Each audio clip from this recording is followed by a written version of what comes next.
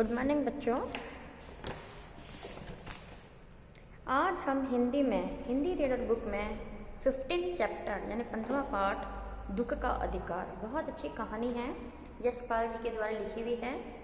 इस कहानी के माध्यम से बताया गया है कि हमें जो व्यक्ति दुखी होता है उसे और ज़्यादा दुखी नहीं करना चाहिए।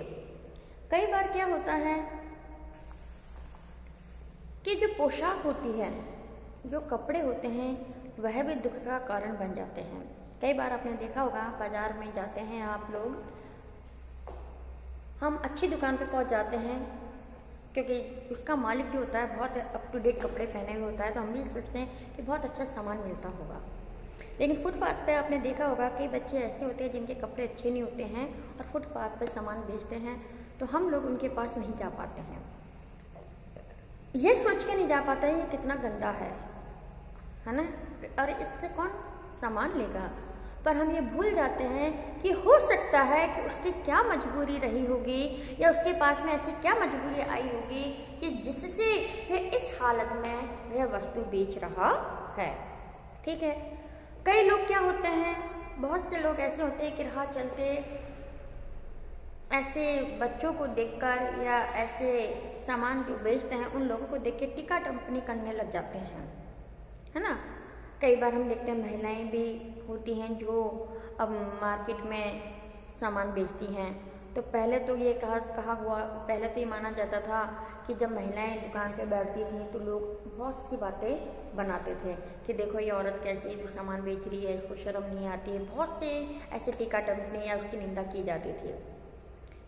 हम ये भूल जाते हैं कि उसकी क्या मजबूरी रही होगी कि वो आज इस कंडीशन में आके ये सामान बेच रही है, क्योंकि हम अतीत भूल जाते हैं। बस लोगों को क्या होती है कि एक दूसरे की निंदा करने की ज़रूरत होती है।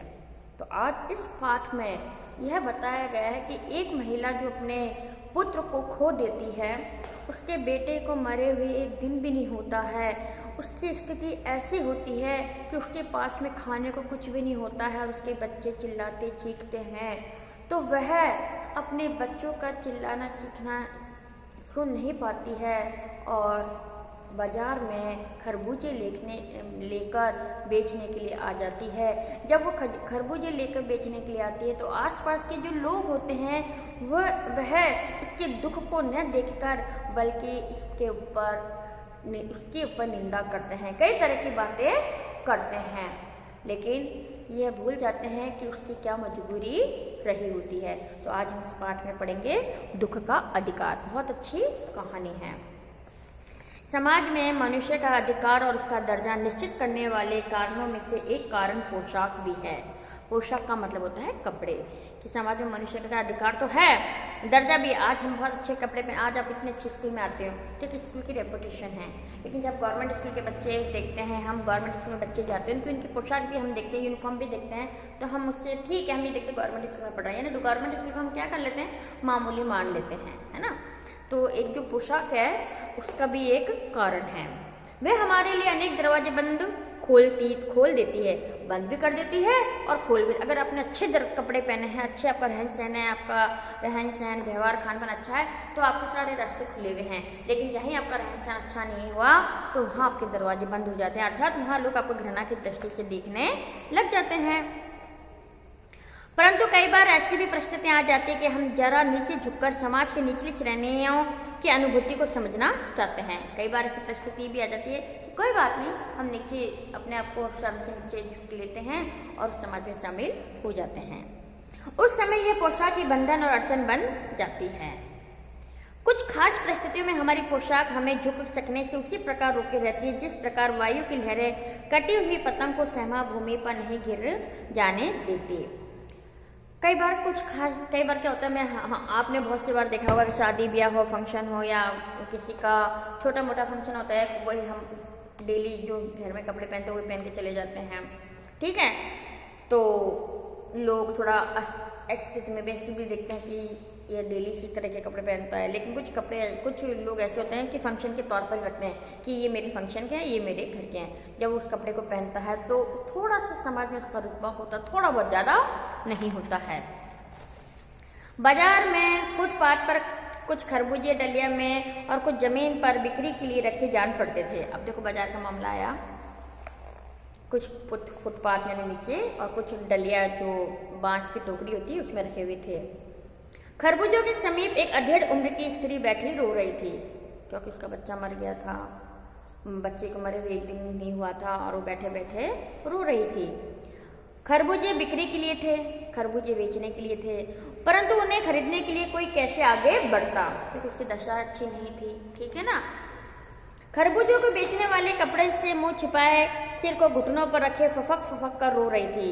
यानी खरबूजों को बेचने वाली जो महिला थी वे अपने कपड़े से मुंह छिपा रही थी और घुटनों तक जो कपड़ा था उसे रो रही थी। लोग घृणा से उसी स्त्री की संबंध में बातें कर रहे थे, घृणा दृष्टि से उसे देख रहे थे और बातें कर रहे थे।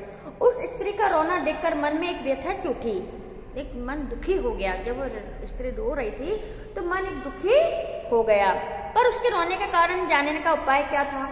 अब मैं इसके रोने का कारण क्या जानूं, कैसे जान सकता था कि वो क्यों रो रही है, उसका उपाय क्या था। फुटपाथ पर उसके समीप बैठ सकने में मेरी पोशाक की व्यवधान बन खड़ी हो गई थी, क्योंकि जैसे मैंने उस महिला को देखा, क्योंकि मेरे कपड़े तो बहुत शानदार थे, आलीशान कपड़े पहन रखे थे मैंने, और वो महिला बिल्कुल वैसी गरीब सी बैठी हुई थी, है ना।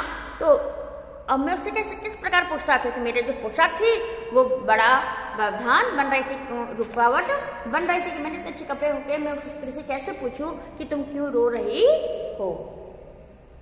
एक आदमी ने घृणा से एक तरफ थूकते हुए कहा, क्या जमाना है। वहाँ यहाँ आदमी बैठे हुए थे, इकट्ठे जो स्वाभाविक है, जहाँ कोई स्त्री रोती है तो 5-7 आदमी तो इकट्ठे हो ही जाते हैं। तो उनमें से एक आदमी ने क्या करा, थूका और कहा, जवान लड़के को मरे पूरा दिन नहीं बीता और यह बेहया यानी निर्जल या बेशरम दुकान लगाकर बैठी है। यानी उसने व्यंग करते उस स्त्री के ऊपर कि अभी लड़का का तो पूरा दिन भी नहीं हुआ है और ये देखो कैसे शर्म बिना की है जो दुकान करने आ गए।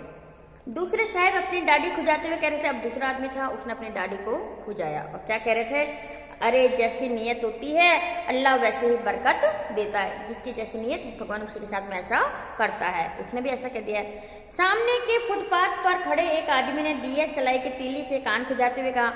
सामने तीसरा आदमी खड़ा था। देखो, फर्स्ट आदमी जो था उसने थूका, दूसरे आदमी ने अपनी दाढ़ी खुजाते हुए कहा, तीसरे ने जो फुटपाथ पे दिया सलाई यानी माचिस की तिल्ली निकाली और कान में खुजाते हुए कहा, अरे इन लोगों का क्या है, ये कमीने लोग रोटी के टुकड़े पर जान देते हैं, इनके लिए बेटा बेटी कसम लुगाई का मतलब होता है पति पत्नी, धैर्य ईमान सब रोटी का टुकड़ा है। उसने तीसरे ने व्यंग कर दिया, इनके लिए तो बेटा हो चाहे बेटी हो चाहे पति पत्नी कुछ भी नहीं, इनके लिए तो सिर्फ एक रोटी जरूरत चीज है और कुछ भी नहीं है इनके मायने में। चौथा देखो, परचूरन की दुकान पे बैठे लाला जी ने कहा, 4 आदमी हो गए, आ सकता है दुख का अधिकार में कितने आदमियों ने उस स्त्री पर आरोप प्रत्यारोप लगाए, 3 4 5, देखो ये चौथा आदमी आ गया है। परचूरन की दुकान पर बैठे लाला जी ने कहा, अरे भाई इनके लिए मरे जिए का कोई मतलब न हो, पर दूसरे के धर्म ईमान का तो ख्याल रखना चाहिए। इनका क्या है, कोई मरे जिए पर दूसरा का धर्म क्यों, क्योंकि जब मरने के बाद कहते 13 दिन का 12 दिन का सूतक लगता है तो उस घर का कुछ खाते नहीं पीते नहीं, ऐसे लोग कहते हैं। तो इस बात को लेकर लाला जी ने क्या कहा कि धर्म ईमान का तो ख्याल रखना चाहिए। जवान बेटे के मरने पर 13 दिन का सूतक होता है और वह यहाँ सड़क पर बाजार में आकर खरबूजे बेचने बैठ गई। 1000 आदमी आते जाते हैं, किसी को क्या मालूम कि इसके घर में सूतक है, कोई इसके खरबूजे खा ले तो उसका ईमान धर्म कैसे रहेगा, क्या अंधेर है। यानी अब हम दुकान पर जाते हैं, हमें क्या मालूम किसके घर में क्या होती है, क्या करते हैं, हम तो जाते हैं लेकर के आ जाते हैं, ठीक है ना। तो जो लाला जी थे उन्होंने इस प्रकार की बात कह दी कि देखो जवान बेटा मर गया, 13 दिन का सूतक है और लोग इससे खरबूजे खरीदेंगे तो देखो उसका ईमान धर्म नष्ट हो जाएगा। इस प्रकार की बातें उसने भी कह दी। 5 पड़ोस की दुकानों से पूछने पर पता चला कि उसका 23 वर्ष का जवान लड़का था। वह लड़का कितने वर्ष का था, 23 वर्ष का, अंडरलाइन कर लेना। घर में उसकी बहू और पोता पोती हैं। अब मेरे से रुका नहीं गया तो मैंने पूछ लिया, क्या बात है, क्या हुआ। तो किसी ने बताया कि 23 साल का लड़का था जो कि मर गया, है ना। लड़का शहर के पास 1.5 बीघा बीघा जमीन में कछियारी करके परिवार का निर्वाह करता था। कछियारी करके यानी खेती बाड़ी का काम करता था उसका लड़का और अपना परिवार के जीवन पालन करता था। खरबूजों की डलिया बाजार में पहुंचाकर कभी लड़का स्वयं सौदे के पास बैठ जाता था, कभी माँ बैठ जाती थी। यानी खरबूजा होता था तो खरबूजा लेकर आता, कभी खुद बैठ जाता, कभी माँ को दुकान पर बैठा देता था।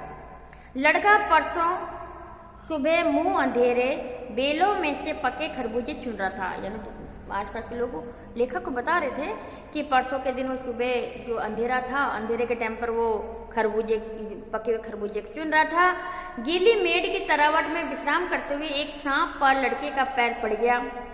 गीली मिट्टी थी, गर्मी का दिन था, सांप वहीं बैठा हुआ होगा। उस लड़के का पैर सांप पर पड़ गया और सांप ने लड़के को डस लिया। लड़के की बुढ़िया माँ बावली होकर यानी पागल हो गई, ओझा को बुला लाई। यानी झाड़ फूकने वाला जो होता है उसको बुला के ले आई। झाड़ना फूकना हुआ, नाग देव की पूजा हुई। पूजा के लिए दान दक्षिणा चाहिए। घर में जो कुछ आटा और अनाज था दान दक्षिणा में उड़ गया। यानी माँ जो थी जब उसने अपने बेटे को देखा कि उसका बेटे को सांप ने डस लिया है, झाड़ फूक करने वाले को लेकर आ गई, तो घर में जितना भी दक्षिणा था ना, अपने बेटे को बचाने के लिए उसने सारा दान दक्षिणा दे दिया। माँ, बहू और बच्चे भगवाना से लिपट लिपट कर रोए। पर भगवाना लड़के का नाम था। पर भगवाना जो एक दफे चुप हुआ तो फिर नहीं बोला। लड़के का नाम क्या था? भगवाना। सुन लेना अच्छे से, है ना। अब वो मर चुका था, मरने के बाद वो बोला ही नहीं। सांप के विष से उसका सारा बदन नीला पड़ गया था, क्योंकि सांप काटते ही शरीर में जहर फैलता है, जहर फैलते ही पूरा जो शरीर होता है वो नीला पड़ जाता है। जिंदा आदमी नंगा भी नहीं रह सकता, परंतु मुर्दे को नंगा कैसे विदा किया जाए। हम देखते हैं जब व्यक्ति मर जाता है तो उसको कफन, उससे नए कपड़े पहनाए जाते हैं, है ना, कफन दिया जाता है। बहुत से ऐसे होते हैं कि कई लोग कपड़े उठाए जाते हैं। तो जिंदा व्यक्ति तो कभी नंगा रहता नहीं है, तो फिर मुर्दे को कैसे नंगा किया जाए, ये बात थी। उसके लिए तो बाजार की दुकान से नया कपड़ा लाना ही होगा, चाहे उसकी माँ के हाथों से छन्नी कंगना ही क्यों ना बिक जाए। यानी माँ के पास तो कुछ भी नहीं था, माँ कंगन बेचे, कान के कुंडल बेचे, कुछ भी बेचे, लेकिन अपने बच्चे को वो कपड़े पहना के विदा कर रही थी, है ना। भगवाना परलोक चला गया, यानी मृत्यु हो गई। घर में जो कुछ चूना भूसी थी उसे विदा करने में चली गई। बाप नहीं रहा तो क्या, बच्चे सुबह उठते ही भूख से बिलबिलाने लगे।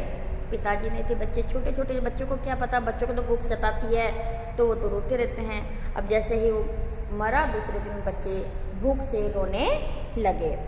दादी ने उन्हें खाने के लिए खरबूजे दे दिए। खरबूजे लेकर आया था तो दादी ने उन्हें खरबूजे दे दिए। बच्चों को तो चुप कराए, लेकिन बहू का बदन बुखार से तवे की तरह तप रहा था। बच्चे तो खरबूजे खा के अपनी भूख शांत कर लेते हैं बेटे, लेकिन जो बहू थी, भगवाना की पत्नी जो थी, वो बुखार में तब बहुत गर्म हो रही थी। अब वो तो खरबूजे खा के थोड़ी ठीक हो सकती है, उसे तो डॉक्टर के पास ले जाना ही पड़ेगा। डॉक्टर के पास ले जाने के लिए पैसा चाहिए, सब कुछ चाहिए। अब बेटे के बिना बुढ़िया को दुवन्नी चवन्नी भी कौन उधार देता। बेटा निरा, तो अब उधार लेने भी जाए तो कौन दे उधार, कोई नहीं देता। बुढ़िया रोते रोते और आंखें पहुंचते भगवाना के बटेरे हुए खरबूज डलिया में समेटकर बाजार की ओर चली। और चारा भी क्या था, उसको कोई दूसरा रास्ता नजर नहीं आया। उसने देखा घर में खरबूजे पड़े हैं, उसने वो रोटी गई, खरबूजे को उठाया, एक बांस की टोकरी में उसने डाला और बेचने के लिए वो तो मार्केट में आ गई। बुढ़िया खरबूजे बेचने का साहस करके आई थी, हिम्मत करके आई थी कि वे लोग क्या कहेंगे, है ना। परंतु सिर पर चादर लपेटे, सिर घुटनों पर टिकाए हुए फक कर रो रही थी। पूरी चादर तो सिर पर ढो रही थी, सिर पर ढक ली और सिर ऐसे घुटनों तक ऐसे करके जब बैठते हैं ना, इस तरह से बैठकर वो रो रही थी बेटे की याद में। कल जिसका बेटा चल बसा, आज वह बाजार में सौदा बेचने चली है। हाय रे पत्थर दिल, कितना पत्थर दिल करके वह माँ बेचने के लिए आई होगी। उस पुत्र वियोगने के दुख का अंदाज लगाने के लिए पिछले साल अपने पड़ोस में पुत्र की मृत्यु से दुखी माता की बात सोचने लगा। पुत्र विछोह, यानी उसने देखा कि उसका पुत्र जो अपने पुत्र से दुखी थी, विछोह में उसके बिछड़ने से दुखी थी। अंदाज लगाने लगा कि पड़ोस में भी पहले साल भर पहले ऐसे एक मृत्यु हुई थी, तो इस माँ के दिल पर क्या गुजरी होगी।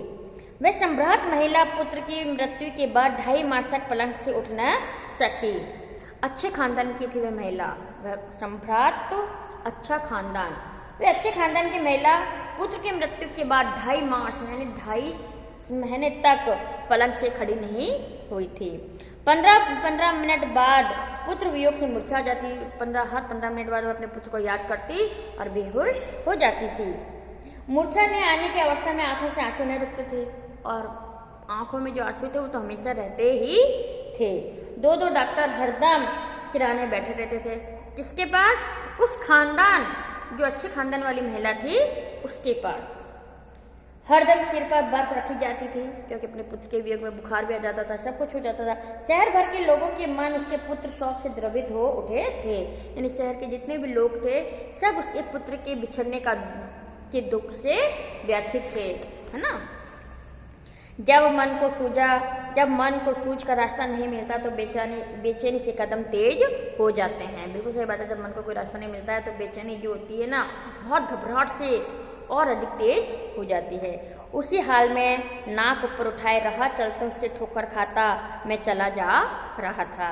सोच रहा था शोक करने गम मनाने के लिए भी सलीहत चाहिए। वो सोच रहा था कि शोक करना, गम को छुपाना, ये भी एक सुविधा है और दुखी होने का भी एक अधिकार होता है। देखिए कहते कि दुखी हो तो उसका भी एक अधिकार होना चाहिए, लेकिन जब परिस्थिति ऐसी आ जाए तो इंसान को अपने सारे कष्ट गम को भूलकर सम्मान के साथ, इज्जत के साथ क्या करना चाहिए? बच्चों का पालन पोषण करना चाहिए। जब ऐसी स्थिति आ जाए तो हमें लोगों की परवाह नहीं करनी चाहिए। तो इस पाठ के माध्यम से हमने ये सीखा कि हमें दुख का अधिकार भी एक पोशाक के रूप में अर्जन बन जाता है। ठीक है।